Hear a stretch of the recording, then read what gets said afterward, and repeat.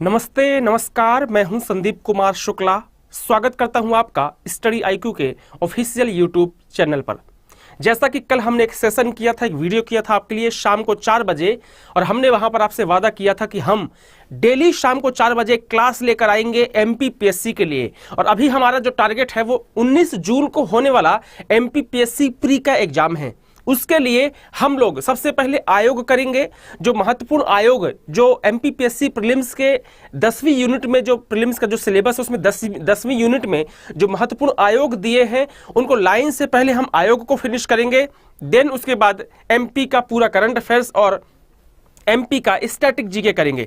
चलिए आज हम स्टार्ट करते हैं सबसे पहले आयोग से। आयोग का नाम है इलेक्शन कमीशन ऑफ इंडिया। ये क्लास जो है, जो वीडियो है, क्वेश्चन आंसर फॉर्मेट में होगी और डीपली एक्सप्लेनेशन के साथ होगी। हर क्वेश्चन को ऐसे एक्सप्लेन किया जाएगा ताकि कोई भी डायमेंशन हमसे रह ना जाए। वीडियो पसंद आए तो वीडियो को लाइक जरूर कीजिएगा, साथ ही साथ वीडियो को दोस्तों के साथ में शेयर करना ना भूले। चलिए वीडियो को शुरू करते हैं। आज का सबसे पहला क्वेश्चन आपके स्क्रीन पर है। भारत के निर्वाचन आयोग के बारे में संविधान के किस भाग में वर्णन किया गया है? In which part of the constitution it is mentioned about the election commission of India? Basic question है, आसान क्वेश्चन है, लेकिन इंपॉर्टेंट क्वेश्चन है। इसका आंसर हो जाएगा भाग 15, पार्ट 15। जो पार्ट 15 है, भाग 15 है, वहां पर इलेक्शन कमीशन ऑफ इंडिया के बारे में डिस्कशन किया गया है। और भी कुछ बातें जानते हैं, चलिए देखिएगा। जो आर्टिकल 324 से 329 इंपॉर्टेंट है। भाग 15 में, पार्ट 15 में आर्टिकल 324 से अनुच्छेद 329 तक के बीच में इलेक्शन कमीशन ऑफ इंडिया के बारे में बताया गया है। इंपॉर्टेंट क्वेश्चन है, याद रखिएगा। साथ ही साथ जो भारतीय निर्वाचन आयोग की स्थापना है ये की गई थी 25 जनवरी 1950 को। मोस्ट इंपॉर्टेंट क्वेश्चन है, एग्जाम में आ चुका है, याद रखिएगा। इसके अलावा इसका जो हेडक्वार्टर है वो नई दिल्ली में है, देश की राजधानी नई दिल्ली। साथ ही साथ जो निर्वाचन आयोग है ये एक संवैधानिक निकाय है, कॉन्स्टिट्यूशनल बॉडी है। भाई सिंपल सी कहानी है, अगर इस बॉडी के बारे में संविधान में जिक्र किया गया है, कॉन्स्टिट्यूशन में बताया गया है, इसका मतलब है कि ये संवैधानिक संस्था है, कॉन्स्टिट्यूशनल बॉडी है, इंपॉर्टेंट है। इसके अलावा भारत सबसे बड़ा लोकतांत्रिक देश है। इस कारण से इतने बड़े लोकतांत्रिक देश में एक ऐसी बॉडी का होना जरूरी है जो निष्पक्ष और स्वतंत्र चुनाव कराए। इसी कारण से हमारे कॉन्स्टिट्यूशन के भाग 15 में इलेक्शन कमीशन ऑफ इंडिया के बारे में बताया गया है। और इलेक्शन कमीशन ऑफ इंडिया है, उसकी जिम्मेवारी है हमारे देश में स्वतंत्र और निष्पक्ष चुनाव कराने की। क्लियर? चलिए अगला क्वेश्चन करते हैं। अगला क्वेश्चन है, in which article of the constitution is it mentioned about the establishment of the election commission of India? निर्वाचन आयोग की स्थापना के बारे में संविधान के किस अनुच्छेद में वर्णन किया गया है? इंपॉर्टेंट क्वेश्चन है। आंसर क्या होगा इसका? आंसर हो जाएगा 324(1). जो हमारे कॉन्स्टिट्यूशन का 324 क्लॉज 1 है उसमें इलेक्शन कमीशन ऑफ इंडिया के स्थापना के बारे में बताया गया है। इंपॉर्टेंट है, ये क्वेश्चन एग्जाम में आ चुका है, याद रखिएगा। चलिए कुछ एक्सप्लेनेशन देखते हैं इसका। ये आंसर है। एक्सप्लेनेशन क्या है कि 324(1) तो मैंने आपको बता दिया कि एस्टेब्लिशमेंट, स्थापना से संबंधित है, लेकिन 324(2) में क्या है? तो जो 324 क्लॉज 2 है इसमें संरचना के बारे में है। जो इलेक्शन कमीशन ऑफ इंडिया की जो संरचना है उसके बारे में बताया गया है, जिसमें एक मुख्य निर्वाचन आयुक्त होंगे, एक चीफ इलेक्शन कमिश्नर होंगे और 2 अन्य निर्वाचन आयुक्त होंगे। ये कहां पर मिलता है? आर्टिकल 324 क्लॉज 2 में। इंपॉर्टेंट है। साथ ही साथ आर्टिकल 324 क्लॉज 3 क्या बताता है? यह बताता है कि जो चीफ इलेक्शन कमिश्नर हैं वो आयोग के अध्यक्ष होंगे। तो जो मुख्य निर्वाचन आयुक्त है वो आयोग के अध्यक्ष होंगे, चेयरमैन होंगे। ये किस आर्टिकल में है? Article 324 clause 3। इंपॉर्टेंट है, ये क्वेश्चन भी एग्जाम में आ चुका है, ध्यान रखिएगा। साथ ही साथ आर्टिकल 324 क्लॉज 4 जो है, अनुच्छेद 324 क्लॉज 4, ये बताता है कि राष्ट्रपति द्वारा प्रादेशिक आयुक्तों की नियुक्ति की जाएगी। जो प्रेसिडेंट है, आदरणीय महामहिम है, उनके द्वारा जो प्रादेशिक आयुक्त होते हैं उनकी जो नियुक्ति की जाती है, अपॉइंटमेंट किया जाता है। क्वेश्चन तो आसान है कि राष्ट्रपति करते हैं, लेकिन क्वेश्चन एक बार पूछा है कि किस आर्टिकल के तहत करते हैं, तो आंसर हो जाएगा आर्टिकल 324 क्लॉज 4। इंपॉर्टेंट है। इसके अलावा जो इलेक्शन कमिश्नर और बाकी जो चीफ इलेक्शन कमिश्नर इनका अपॉइंटमेंट कौन करते हैं? प्रेसिडेंट करते हैं। इंपॉर्टेंट, याद रखिएगा। साथ ही साथ भारत के जो प्रथम निर्वाचन आयुक्त थे कौन थे? सुकुमार सेन साहब। और भारत की प्रथम महिला आयुक्त कौन थी? वीएस रमा देवी। इंपॉर्टेंट है, याद रखिएगा। हर क्वेश्चन में हम एक्सप्लेनेशन कर रहे हैं ताकि हम जब जितने क्वेश्चंस कंप्लीट करें और एक्सप्लेनेशन काउंट करें तो हमारा पूरा का पूरा टॉपिक शानदार तरीके से खत्म हो जाए, समाप्त हो जाए। आगे चलते हैं। अगला क्वेश्चन आपकी स्क्रीन पर है। क्वेश्चन क्या बोलता है कि the term of office of the chief election commissioner and other commissioners is determined by. मुख्य निर्वाचन आयुक्त और अन्य आयुक्तों की सेवा शर्त पदावधि किसके द्वारा निर्धारित की जाती है? Option A, B, C, D. Answer हो जाएगा इसका राष्ट्रपति के द्वारा, प्रेसिडेंट महोदय के द्वारा, राष्ट्रपति जी के द्वारा निर्धारित की जाती है। आइए इसका एक्सप्लेनेशन देखते हैं। आर्टिकल 324(5) जो है, अनुच्छेद 324 का जो क्लॉज 5 है, वो क्या कहता है? वो कहता है कि जो मुख्य निर्वाचन आयुक्त हैं और जो अन्य आयुक्त हैं उनकी सेवा शर्तें पदावधि किसके द्वारा निर्धारित की जाएगी? राष्ट्रपति जी के द्वारा। याद रखिएगा, एमपीपीएससी प्री में जो क्वेश्चन पूछेगा वो सेक्शन से क्वेश्चन पूछेगा, ध्यान रखिएगा। जो सेक्शन से, जो धाराएं हैं, जो आर्टिकल्स है, वहां पर क्लॉज से क्वेश्चन पूछेगा। इंपॉर्टेंट है, क्लॉज भी याद करके जाना है। ये मत सोचिएगा कि आप आर्टिकल 324 याद करके चले गए और आपका काम हो जाएगा, नहीं, आपको क्लॉज याद करना पड़ेगा। इस बात को ध्यान रखिएगा, लापरवाही मत कीजिएगा, यहां से डायरेक्ट क्वेश्चन पूछेगा। क्लियर? चलिए, तो आर्टिकल 324 क्लॉज 5 क्लियर हो गया। इसके अलावा जो सेवा शर्त और पदावधि होती है कितने साल की होती है? 6 साल, 65 साल, 6 ईयर्स और 65 ईयर्स, जो भी पहले हो जाए, ठीक है। और ये जो 6 ईयर 65 ईयर्स का जो क्लॉज है किसके आधार पर है? यह आधार है आपका निर्वाचन आयुक्त अधिनियम 1991 के द्वारा। जो निर्वाचन आयुक्त एक्ट है 1991 का, उस आधार पर यह जो एज है 6 ईयर 65 ईयर्स डिसाइड की गई है। आगे लिखा है कि जो मुख्य निर्वाचन आयुक्त और अन्य निर्वाचन आयुक्त होंगे ये अपना त्याग पत्र किसे देते हैं? रिजाइन किसको करते हैं? तो ये अपना त्याग पत्र देते हैं राष्ट्रपति जी को। और ये किस आर्टिकल के तहत देते हैं? आर्टिकल 324 क्लॉज 5, अनुच्छेद 324 का खंड 5। वो बताता है कि जो मुख्य निर्वाचन आयुक्त और जो अन्य निर्वाचन आयुक्त हैं वो अपना इस्तीफा किसको देंगे? राष्ट्रपति महोदय को देंगे। साथ ही साथ चीफ इलेक्शन कमिश्नर को हटाने की जो प्रक्रिया है वही प्रक्रिया है जो कि सुप्रीम कोर्ट के जज को हटाने की है। जो आदरणीय उच्चतम न्यायालय के जो न्यायाधीश होते हैं उनको जो हटाने का प्रोसीजर होता है वही प्रोसीजर फॉलो किया जाता है चीफ इलेक्शन कमिश्नर को हटाने के लिए। क्लियर? चलिए अगले क्वेश्चन में चलते हैं। नेक्स्ट क्वेश्चन बोलता है कि by which constitutional amendment the voting age was reduced from 21 to 18 years. किस संविधान संशोधन द्वारा मतदान करने की उम्र 21 साल से घटा करके 18 साल कर दी गई? बिल्कुल सिंपल क्वेश्चन है, बिल्कुल आसान क्वेश्चन है। ये क्वेश्चन कई हजार बार एग्जाम में आया है, 100 टाइम्स नहीं, कई 1000 टाइम्स। इसका आंसर क्या हो जाएगा? 61वां संविधान संशोधन अधिनियम, 61 नंबर का कॉन्स्टिट्यूशनल अमेंडमेंट हुआ था। और उस अमेंडमेंट में जो वोटिंग राइट है 21 ईयर से कम करके कितना कर दिया गया था? 18 साल कर दिया गया था। इंपॉर्टेंट है, याद रखिएगा। आइए कुछ बातें और जानते हैं। हमारे कॉन्स्टिट्यूशन में एक आर्टिकल है, आर्टिकल 326, अनुच्छेद 326। क्या बोलता है कि भारत का प्रत्येक नागरिक जो 18 वर्ष की आयु पूरी कर चुका है वह मतदान कर सकता है। जो हम 18 साल की उम्र में वोटिंग राइट पाते हैं वो कहां से पाते हैं? आर्टिकल 326 से। कभी क्वेश्चन कोई पूछ ले आपसे कि जो आप ये 18 साल का होने के बाद वोटिंग राइट पाते हैं इसका अधिकार कहां से मिला आपको, तो आप बोलिएगा आर्टिकल 326 हमें बोलता है कि अगर आप 18 साल के हैं, सिटीजन ऑफ इंडिया हैं, तो आप वोट कर सकते हैं। क्लियर? चलिए, जो 61वां संविधान संशोधन अधिनियम हुआ था इसी में वोटिंग राइट 21 से कम करके 18 कर दिया गया। इंपॉर्टेंट है, याद रखिएगा। इसके अलावा आर्टिकल 325 एक और बहुत ही महत्वपूर्ण बात बोलता है, अनुच्छेद 325। क्या बोलता है? वो कहता है कि कोई भी व्यक्ति धर्म, मूलवंश, जाति, लिंग के आधार पर मतदाता सूची में शामिल होने के लिए अपात्र नहीं होगा। किसी भी पर्सन को रिलीजन के आधार पर, रेस के आधार पर, कास्ट के आधार पर, सेक्स अर्थात मेल या फीमेल के आधार पर आप उसको ये नहीं बोल सकते कि आपका वोटिंग लिस्ट में नाम नहीं आएगा। इस आधार पर आप डिस्क्रिमिनेशन नहीं कर सकते हैं। ये आर्टिकल 325 बोलता है। इंपॉर्टेंट है, याद रखिएगा। साथ ही साथ एक और आर्टिकल है, आर्टिकल 325 क्लॉज 6, अनुच्छेद 324 का खंड 6। वो क्या कहता है? वो कहता है कि जो राष्ट्रपति और राज्यपाल है वो चुनाव आयोग को स्टाफ मुहैया कराएंगे। आपको मालूम है कि अभी मैंने बताया कि जो हमारा इलेक्शन कमीशन है कितने लोगों से मिलकर बना है? 1+2 एक चीफ इलेक्शन कमिश्नर है और 2 अदर कमिश्नर है।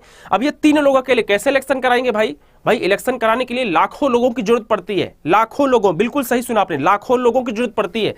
इलेक्शन कमिश्नर बॉडी होगी, देन उसके बाद नीचे आप आएंगे तो ढेर सारे कमिश्नर्स होंगे, उसके नीचे आएंगे तो ढेर सारे डिस्ट्रिक्ट लेवल पर अधिकारी होंगे, उसके नीचे आएंगे तो ढेर सारे ब्लॉक लेवल पर अधिकारी होंगे, नोडल अधिकारी होंगे, देन उसके बाद में बूथ लेवल के ऑफिसर्स होते हैं। लाखों लोग, पूरे देश की बात करेंगे तो लगभग मिनिमम लाखों लोगों की जरूरत पड़ती है इलेक्शन कराने के लिए। अब ये 3 लोग और लाखों लोग कैसे पाएंगे? तो आर्टिकल 324 क्लॉज 6 कहता है कि राष्ट्रपति राज्यपाल की ड्यूटी है कि वो इलेक्शन कराने के लिए इलेक्शन कमीशन को कर्मचारी दिलवाएंगे, कर्मचारी मुहैया कराएंगे। आर्टिकल 324(6) इंपॉर्टेंट है। क्लियर है? चलिए अगले क्वेश्चन में चलते हैं। क्वेश्चन क्या बोलता है कि in which article of the parliament has been given the power to make laws for the delimitation of electoral rolls. किस अनुच्छेद में संसद को निर्वाचक नामावली परिसीमन आदि हेतु कानून बनाने का अधिकार दिया गया है? किसके तहत दिया गया है? यह पावर दिया गया है अनुच्छेद 327 के तहत। आर्टिकल 327 जो है उस आधार पर संसद को निर्वाचक नामावली परिसीमन आदि हेतु कानून बनाने का पावर दिया गया है। क्लियर? चलिए एक्सप्लेनेशन देखते हैं। परिसीमन, डेलिमिटेशन, प्रत्येक राज्य और संघीय क्षेत्र में लोकसभा, राज्य विधानसभा के सदस्यों की संख्या, निर्वाचन क्षेत्र की भौगोलिक सीमा का निर्धारण करना। कई बार आपने देखा होगा कि जैसे लोकसभा के क्षेत्र होते हैं तो पर्टिकुलर डिसाइड है कितने लोकसभा क्षेत्र होंगे। कई बार आपने सुना होगा कि आपका एरिया कट के उस एरिया में चला गया, वो एरिया कट के इस एरिया में आ गया। जैसे हम बताते हैं, हमारे साथ ऐसा कि मैं हूं कटनी का, तो कटनी पहले लोकसभा क्षेत्र आता था सतना में, देन इस टाइम पे कटनी हमारा जो एरिया है वो लोकसभा क्षेत्र आता है खजुराहो में। ये किस आधार पे हुआ है? परिसीमन के आधार पर हुआ है, आर्टिकल 327 के आधार पर हुआ है। क्लियर है? चलिए उसके बाद में आर्टिकल 327 के तहत संसद को निर्वाचक नामावली परिसीमन आदि हेतु कानून बनाने का अधिकार दिया गया है। क्लियर? इसके अलावा अनुच्छेद 82 इंपॉर्टेंट है। आर्टिकल 82 क्या कहता है? आर्टिकल 82 के तहत संसद प्रत्येक जनगणना के बाद एक परिसीमन अधिनियम लागू करेगी, लागू कर सकती है। आर्टिकल 82 ये पावर देता है पार्लियामेंट को। परिसीमन आयोग की नियुक्ति कौन करता है भाई? इंपॉर्टेंट क्वेश्चन है। अगर इतना बड़ा है कि इसकी इतनी पावर है तो कौन इसका अपॉइंटमेंट करेगा? भारत के महामहिम राष्ट्रपति करेंगे। अच्छा, भारत में अब तक कितनी बार परिसीमन हुआ है जानना जरूरी है। भारत में अब तक 4 बार परिसीमन हुआ है। कितनी बार? 4 बार। कब कब?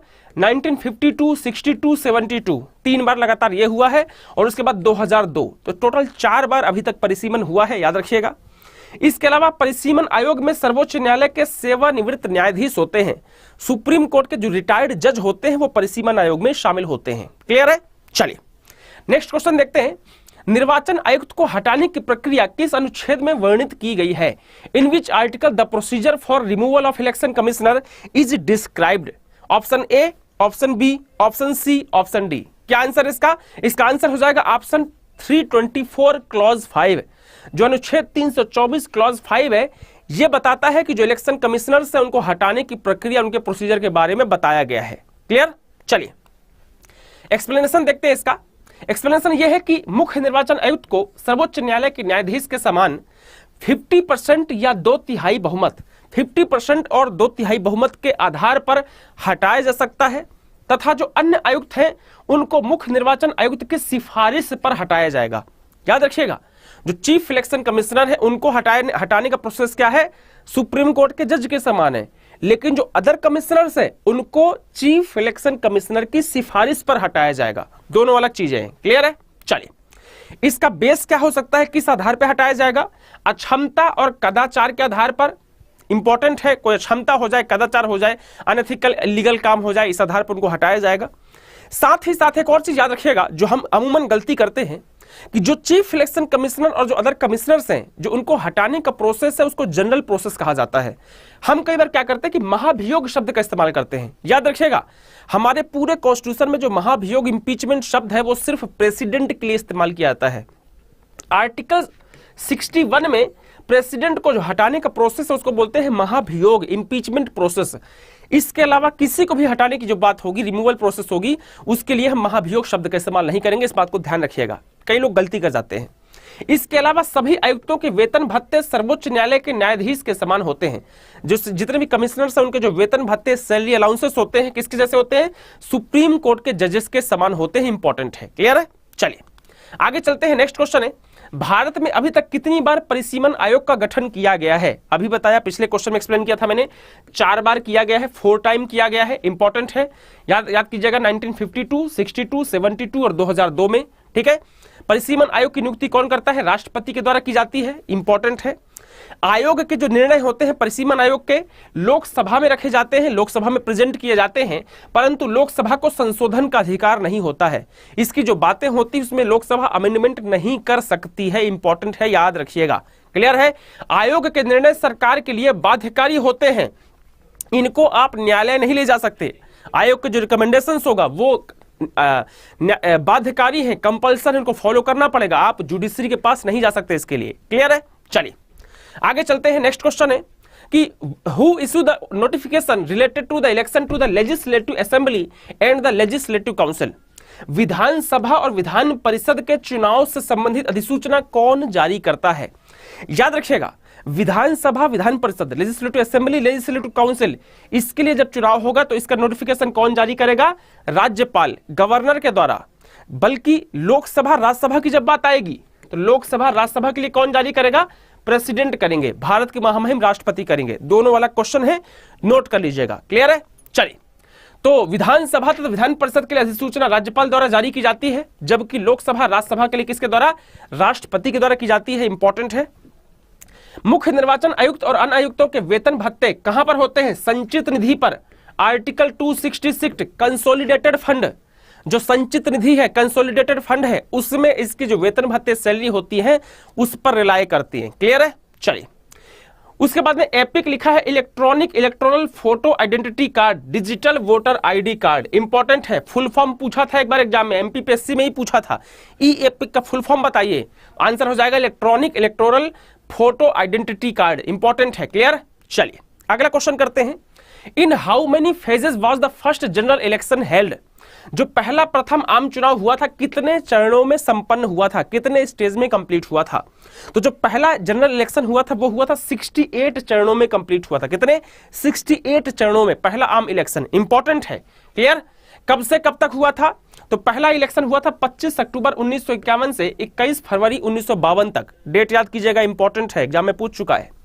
इसके अलावा कितने चरणों में हुआ था? 68 में। कौन चुनाव जीता था? सबसे ज्यादा सीट आई थी कांग्रेस की, इंडियन नेशनल कांग्रेस, 364 सीट आई थी। पहला वोट किसने डाला था? श्याम शरण नेगी, हिमाचल प्रदेश के थे, इन्होंने पहला वोट कास्ट किया था। इंपॉर्टेंट एग्जाम में पूछ चुका है।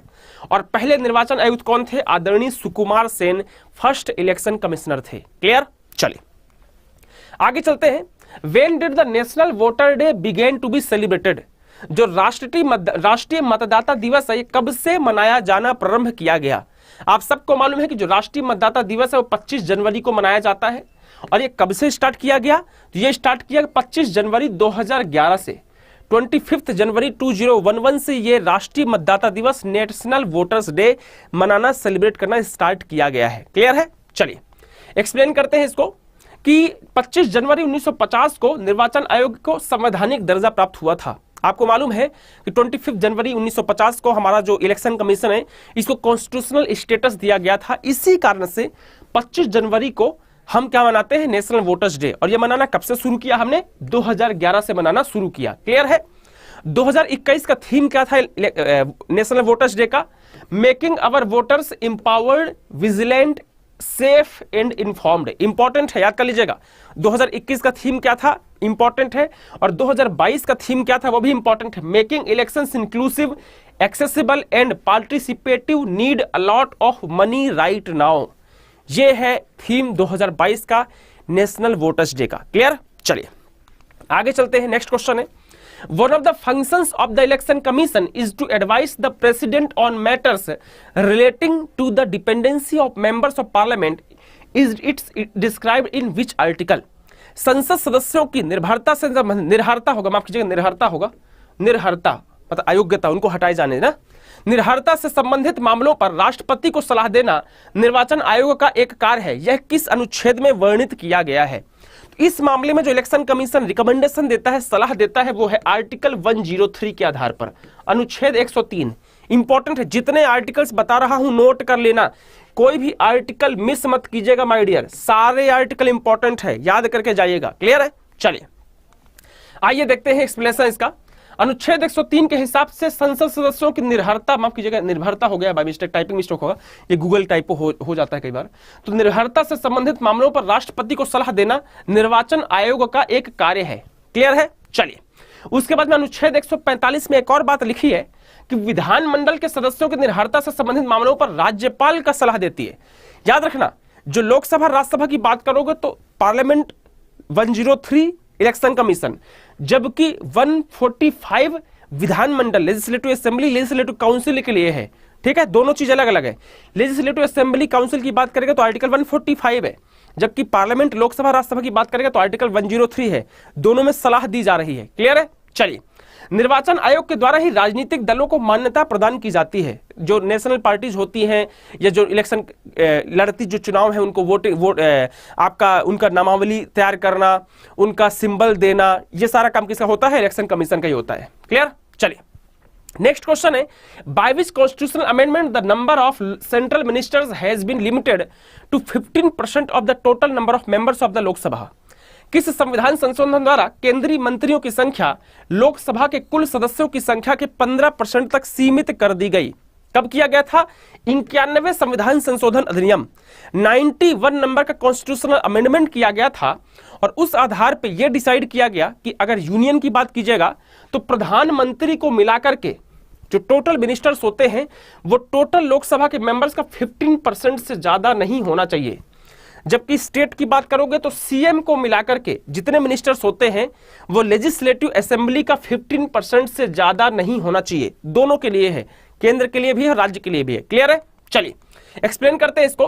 प्रधानमंत्री सहित, याद रखना इंक्लूडिंग प्रधानमंत्री अलग से नहीं, प्रधानमंत्री को शामिल करके मंत्रिपरिषद का आकार लोकसभा की कुल संख्या का 15% से ज्यादा नहीं होगा। जबकि अगर राज्य की बात करोगे तो मुख्यमंत्री सहित मंत्रिपरिषद का आकार विधानमंडल का लेजिस्लेटिव असेंबली की संख्या का 15% से ज्यादा नहीं होगा। लेकिन मुख्यमंत्री सहित संपूर्ण मंत्रिपरिषद का आकार 12% से कम भी नहीं होगा। मैक्सिमम 15%, लेकिन 12% से कम भी नहीं होगा। क्लियर है? चलिए, संसद यदि दल बदल के आधार पर आयोग ठहराया गया है तो वह अपनी मंत्री बनने के लिए योग्य नहीं होगा। क्लियर है? ये कोई भी मेंबर हो, चाहे वो सेंट्रल मिनिस्टर हो या आपका स्टेट का मिनिस्टर हो, सेंटर का कोई व्यक्ति हो या स्टेट का हो, अगर कोई मंत्री है, मिनिस्टर है, और उसको अगर दल बदल के आधार पर एंटी डिफेक्शन लॉ, आपको मालूम है 1985 में आया था anti defection law, anti defection law के आधार पर अगर किसी को अयोग्य ठहराया गया है तो उस आधार पर उसको मंत्री बनने का हक नहीं है, वो मंत्री नहीं बन सकता किसी भी कंडीशन में। क्लियर है? चलिए अगला क्वेश्चन है, भारतीय चुनाव आयोग ने 1993 में समस्त मतदाताओं को पहचान पत्र जारी करने की परंपरा प्रारंभ की थी। उस समय मुख्य चुनाव आयुक्त कौन था? The Election Commission of India started the practice of issuing identity card to all voters in 1993. Who was the Chief Election Commissioner at that time? कौन था? आदरणीय टी.एन. शेषन साहब थे। बाद में इन्होंने प्रेसिडेंट का इलेक्शन भी लड़ा था, आपको मालूम है, कुछ दिन पहले इनकी मृत्यु हुई है। क्लियर? तो आदरणीय टी.एन. शेषन साहब 1981 में 6वें मुख्य चुनाव आयुक्त श्री श्यामलाल शंकरधर ने मतदाताओं को पहचान पत्र जारी करने की सिफारिश की थी। क्लियर है? देन 1993 में 10वें मुख्य निर्वाचन आयुक्त टी.एन. शेषन ने समस्त मतदाताओं को पहचान पत्र प्रदान किया। क्लियर है? इंपॉर्टेंट है, याद रखिएगा। टी.एन. शेषन की बुक का नाम इंपॉर्टेंट, याद कर लीजिएगा, द जनरेशन ऑफ इंडिया और हार्ट फुल ऑफ बर्डन। ये दोनों किताबें इंपॉर्टेंट है, अभी हाल ही के एग्जाम में ये क्वेश्चन पूछा भी है। क्लियर है? चलिए, संसद ने 22 सितंबर 2003 को सैन्य मतदाताओं को चुनाव में प्रॉक्सी मतदान की सुविधा प्रदान की। जो सैन्य मतदाता हमारी आर्मी के लोग होते हैं उनके लिए प्रॉक्सी वोटिंग का पावर दिया था 22 सितंबर 2003 को। अगला क्वेश्चन है, सदस्य यदि दल बदल के आधार पर अयोग्य ठहराया जाता है तो वह सदस्य मंत्री बनने के लिए भी अयोग्य होगा। यह किस अनुच्छेद में लिखा है? If a member is disqualified on the ground of defection, anti-defection law, that member will also be disqualified to become a minister. In which article it is described? किस आर्टिकल में है? तो ये किस आर्टिकल में डिस्क्राइब किया गया है? आर्टिकल 75 में। क्लियर? आर्टिकल 75 में डिस्क्राइब है कि अगर कोई मेंबर एंटी डिफेक्शन लॉ के तहत डिस्क्वालीफाई किया गया है तो उसको मंत्री बनने का पावर नहीं है। किस आर्टिकल के तहत? अनुच्छेद 75 आर्टिकल 75 के तहत। इंपॉर्टेंट है, क्लियर है।